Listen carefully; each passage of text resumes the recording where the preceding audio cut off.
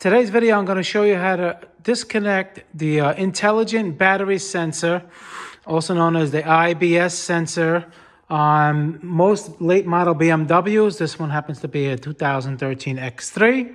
And why you would probably want to do that, it could be a couple of reasons. You don't want to keep it disconnected, but it could be good for like a troubleshooting technique. For instance, if the battery is kind of low, that sensor, that intelligent system can stop the car from starting. And you may think it's an even bigger problem. I'm dealing with this problem right now. I just got this car in. And just to rule out that it isn't that particular part of the electrical system, I'll show you how to do it. It's in the trunk where the battery is. All right, you lift this up. Okay, and here.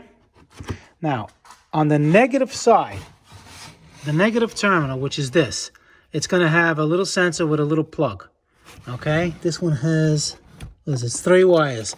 I loosened it, but anyhow, what you're going to do is just take a little, so you see the little clip right there? You put a little screwdriver under the clip, or what you can be better off doing is just removing the negative battery terminal so you can turn it up more. So instead of it being like this, it'll be like this, and you just take this plug out, okay? And you just take it out like this.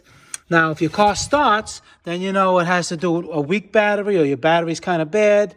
But if that's not the problem, plug it back in because it's going to give you a code. But at least you know that the no-start problem that you have, like crank no-start, is not because of the intelligent battery system. All right, sensor. Okay? So that's just one little quick tip on diagnosing this car. Thank you. Motor Car Nut, please subscribe, hit the like button. I'll see you guys in the next video. Thank you for watching. Bye.